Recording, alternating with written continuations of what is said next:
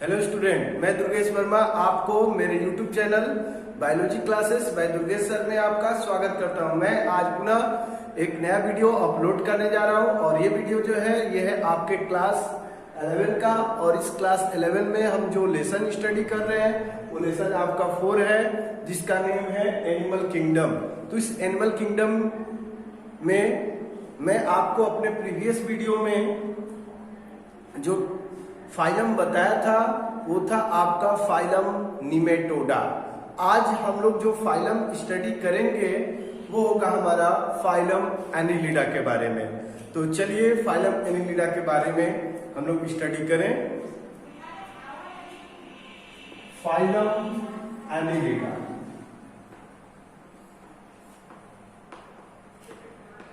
Annelida इसमें आप बताएंगे firstly the term annelida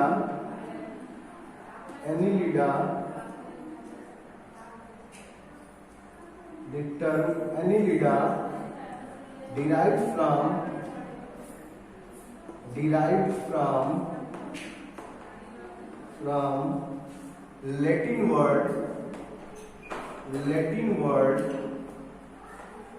Latin word annulus, which means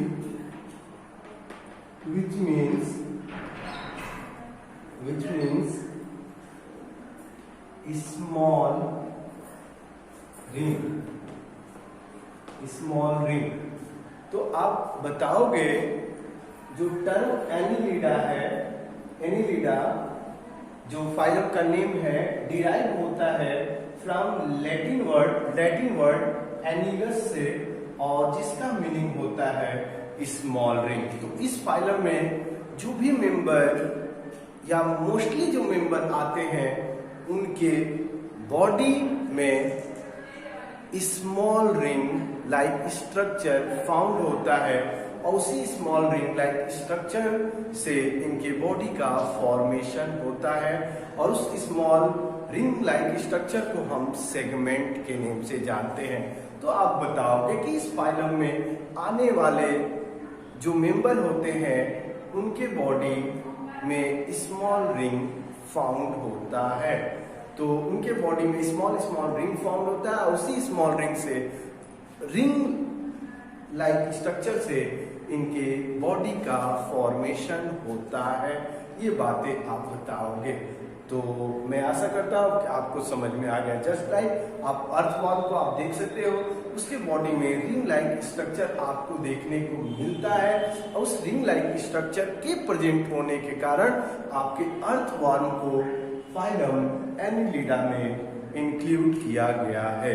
तो मैं आशा करता हूँ कि आपको ये बात समझ में आ गई।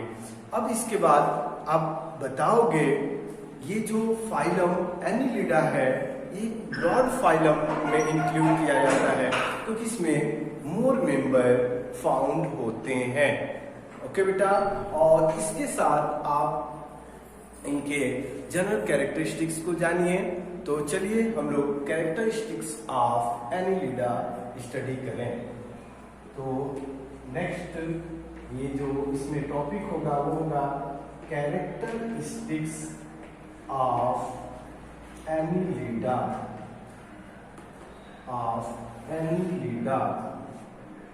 Characteristics of Annelida. तो बताएंगे फर्स्ट कैरेक्टरिस्टिक्स क्या होगा, the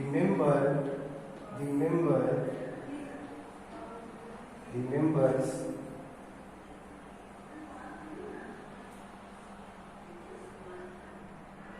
of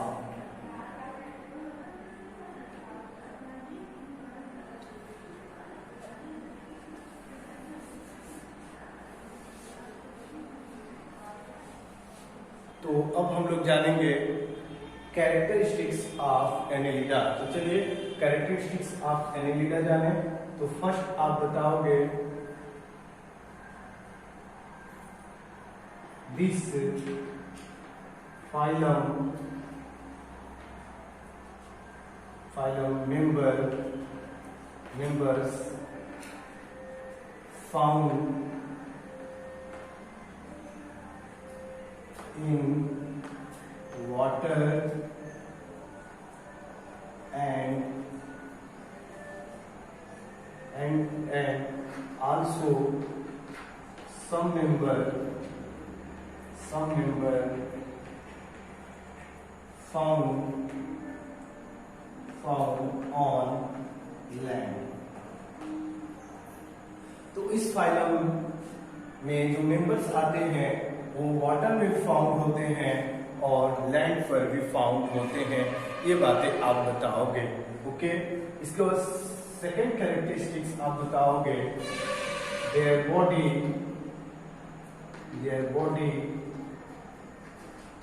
इज bilateral,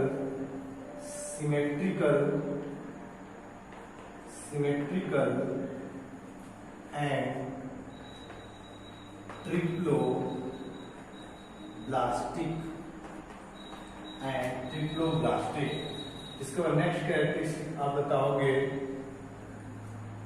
इनकी बॉडी बाइलेटरल सिमेट्रिकल में बता ही चुका हूं आपको क्या होता है, और ट्रिप्लोब्लास्टिक का मतलब 3 germ layer, ectoderm, endoderm and mesoderm. That means ectoderm, mesoderm, endoderm found होते हैं at the time of embryonic development, तो वो आपका इंक्लूड किए जाते हैं मेंबर एज ट्रिप्लोब्लास्टिक। कंफर्म हो गया। इसके बाद आप बताओगे digestive system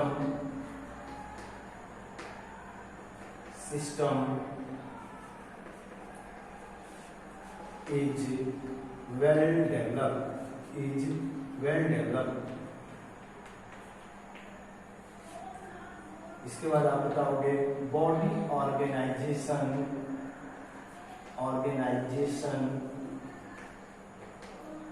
is organ system level. और बॉडी का जो ऑर्गेनाइजेशन होता है वो ऑर्गन सिस्टम लेवल का होता है, आपको मैं पहले ही से बता चुका हूं ये सब बातें। इसके बाद नेक्स्ट कैरेक्टरिस्टिक्स मैं बताऊंगा, उसके लिए इसको इरेज कर दिया जाए।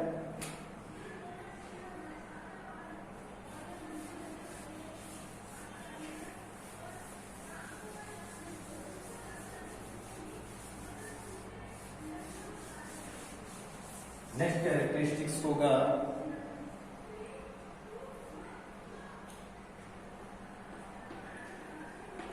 this phylum members circulatory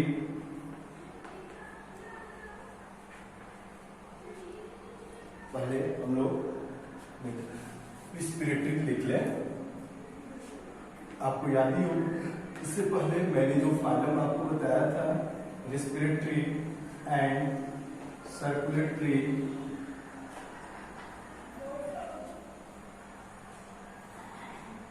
system,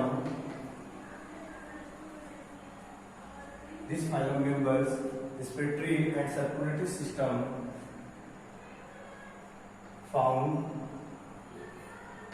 is found।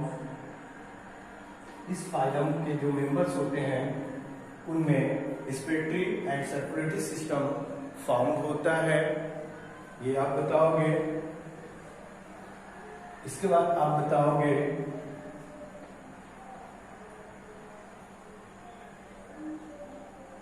Blood contain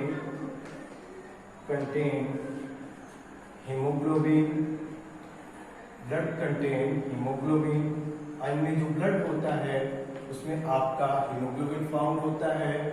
इसके लिए आगे बताएं so colour of blood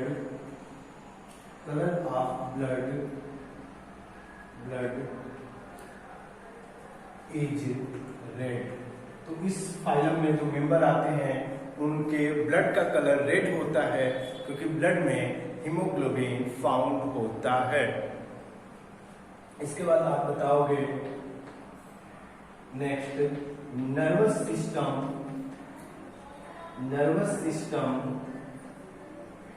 is well developed और नर्वस सिस्टम इनमें वेल डेवलप होता है, ये भी आप बताओगे। इसके बाद नेक्स्ट जो कैरेक्टरिस्टिक्स होगा वो हम लोग जाने।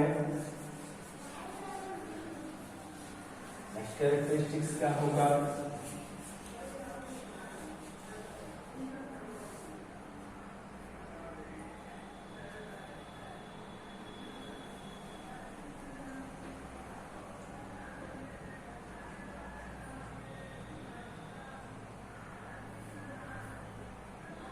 This phylum members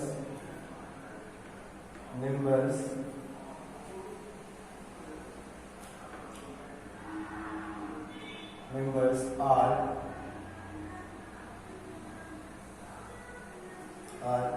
unisexual or bisexual। और इस फाइलम के जो मेंबर्स होते हैं यूनिसेक्सुअल होते हैं या आपके बाइसेक्सुअल होते हैं, ये बातें आप बताओगे। जस्ट लाइक आपको मालूम है अर्थवॉर्म जो आपका बाइसेक्सुअल में इंक्लूड किया जाता है, आपको मालूम है। इसके बाद fertilisation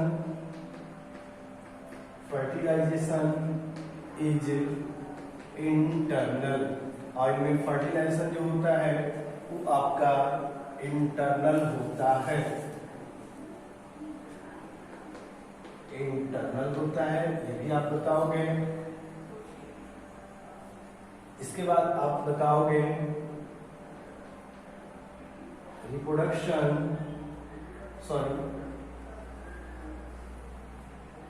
development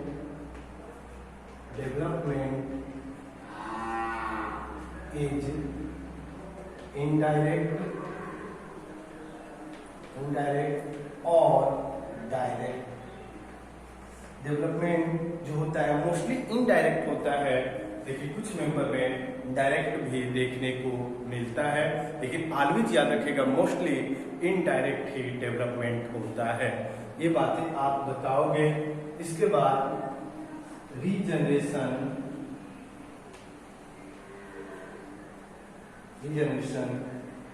is very common